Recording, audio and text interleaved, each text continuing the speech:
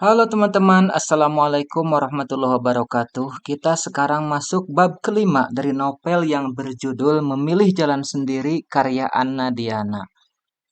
Mas, Mas Rian, terdengar suara perempuan memanggil Rian. Rian yang sedang menikmati sarapan bersama anak dan istrinya menoleh ke arah suara itu. Astrid, istri mudanya sudah berdiri di hadapannya. Perempuan itu masuk ke rumah tanpa mengucap salam ataupun mengetuk pintu. Astrid, ngapain kamu kesini? Tanya Rian pada istri mudanya itu. Dia menarik tangan Astrid, ingin mengajaknya keluar. Namun Astrid menolak. Kenapa Mas Rian tidak mengangkat teleponku? Kamu tahu semalaman aku tak bisa tidur karena perutku sakit. Ucap Astrid sambil menangis. Niken yang dari tadi memperhatikan adegan adik madunya dengan sang suami mulai jengah. Niken mengambil segelas air putih dan langsung meminumnya sampai habis. Mas, ternyata istri mudamu tidak punya sopan santun ya. Masuk rumah orang lain menyelonong saja tanpa mengetuk pintu atau mengucap salam. Sepertinya istri mudamu itu berbakat jadi pencuri. Ucap Niken. Beruntung sapa putrinya tidak ada. Reni adik iparnya membawanya pergi ke rumah mertuanya setelah selesai makan. Jadi Niken tidak perlu khawatir putrinya melihat perdebatannya dengan istri muda sang ayah. Apa maksud Mbak Niken? Mbak Niken mengatakan aku pencuri. Pekik Astrid. Aku tidak mengatakan apa-apa. Santai saja kalau tidak merasa. Lagi pula seharusnya kamu tahu kan, bertamu ke rumah orang itu ucapkan salam. Atau minimal ketuk pintu lah. Bukan asal nyelonong. Ucap Niken sambil menatap adik madunya yang bergelayut manja di lengan Rian. Mas, mas, rengek Astrid pada Rian. Sudah, kalian jangan ribut. Mak, kamu jangan bicara seperti itu pada Astrid. Bagaimanapun, dia juga istriku. Dia berhak datang ke sini. Ucap Rian. Astrid tersenyum mendapat pembelaan dari suaminya. Dia menatap Niken sambil tersenyum mengejek, merasa suaminya berada di pihaknya. Bawa pergi istrimu itu dari sini. Aku tidak ingin melihatnya. Sekalian kamu juga boleh pergi dari sini. Aku sudah capek menghadapi kalian. Kamu selamanya tidak akan pernah bisa bersikap adil, Mas. Ini tuh rumahku. Sudah seharusnya istrimu itu mengucap salam, meminta izin untuk masuk. Namun dia tidak melakukannya. Sedangkan kamu malah seakan membelanya. Mana janjimu kemarin yang mengatakan akan bersikap adil? Pekik Niken.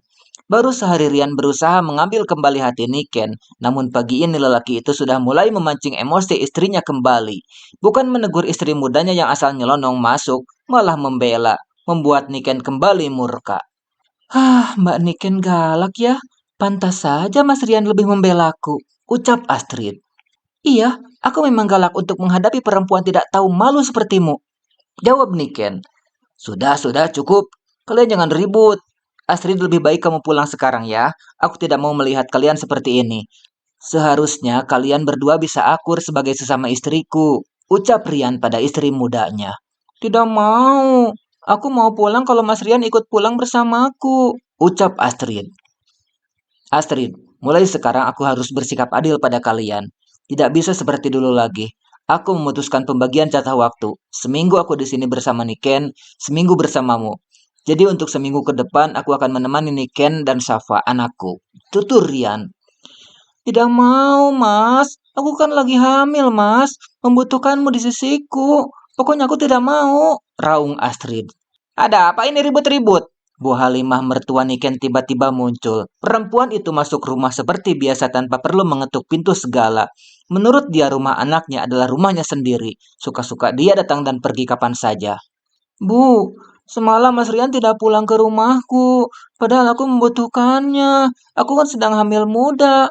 Sekarang Mas Rian juga tidak mau pulang. Aduh Astrid. Bu Halimah memandang Niken dan Rian secara bergantian. Dulu sebelum anaknya itu minta izin menikah lagi, kehidupan pernikahannya adem ayem. Setiap hari Rian pulang ke rumah, terkadang menemani bapaknya ngobrol. Sekarang sejak menikah, sudah jarang dia melihat anaknya datang ke rumah. Astrid, istri Rian bukan hanya kamu. Seharusnya kamu bisa memposisikan diri, bukan malah ingin menguasai Rian. Kamu harus mau bergiliran waktu untuk dikunjungi. Ucap Bu Halimah bijak. Astrid mengerucutkan bibirnya. Dia tidak mengira ibu mertuanya malah membela kakak madunya. Tadinya dia berharap Bu Halimah akan membelanya, namun ternyata tidak. Sebuah ide terlintas di kepala Astrid. Jika Rian tidak mau pulang ke rumahnya, dia akan di sini, tinggal bersama kakak madunya. Perempuan itu tidak mau membiarkan sang suami dekat dengan istri pertamanya. Hanya dia yang boleh. Ya, baiklah. Aku tidak akan menyuruh Mas Rian pulang kok. Tapi, izinkan aku tinggal di sini ya, ucap Astrid. Mata Niken membulat mendengar ucapan adik madunya. Dia tidak habis pikir dengan perempuan yang dinikahi suaminya ini. Entah niat apa yang dipikirannya. Aku tidak mau. Tidak ada dua ratu dalam satu istana, protes Niken. Ma, panggil Rian pada Niken. Tidak, sekali tidak, tetap tidak. Aku atau dia yang harus keluar dari sini, ucap Niken. Sudah, jangan berdebat. Astrid biar tinggal di rumah ibu ya, ucap Bu Halimah mencoba menengahi perdebatan kedua menantu dan anaknya. Niken hanya bisa menghela napas mendengar keputusan dari mertuanya. Mau menolak tidak bisa lagi. Rumah mertuanya bukan hak dia untuk melarang Astrid tinggal.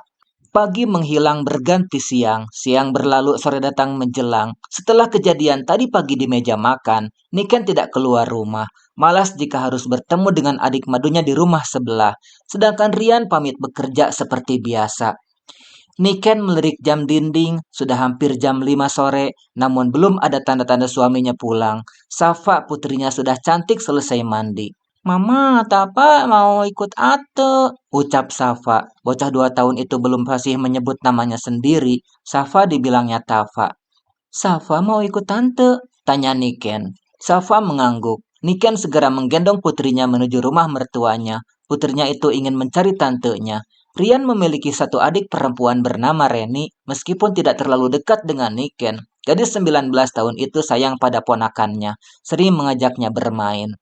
Niken masuk rumah mertuanya lewat pintu belakang. Biasanya sore hari, mertuanya itu berada di dapur ngobrol. Sedangkan Reni biasa main ponsel di ruang keluarga. Namun hari ini kelihatan sepi. Niken tidak melihat keberadaan kedua mertua juga adik iparnya. Langkah Niken terhenti di depan kamar nomor 2, kamar yang dulu ditempatinya bersama Rian sebelum memiliki rumah sendiri. Mas, oh, Niken memejamkan matanya mendengar suara dari dalam kamar. Dia kenal betul suara siapa di dalam. Berpadu dengan suara adik madunya disertai suara-suara kenikmatan lainnya. Air mata menetes tanpa terasa di pipi Niken. Dia pikir suaminya belum pulang dari bekerja. Ternyata suaminya sedang berbagi peluh dengan adik madunya. Niken menggigit bibirnya sendiri. Dia menangis tak bersuara. Mendengar suara kenikmatan panjang dari kamar itu, hati Niken terasa begitu sakit, ibarat luka dikucuri cuka. Teman-teman, buatmu yang ingin segera menamatkan membaca novel ini, bisa membacanya di Play Store, linknya sudah saya sediakan di deskripsi. Terima kasih.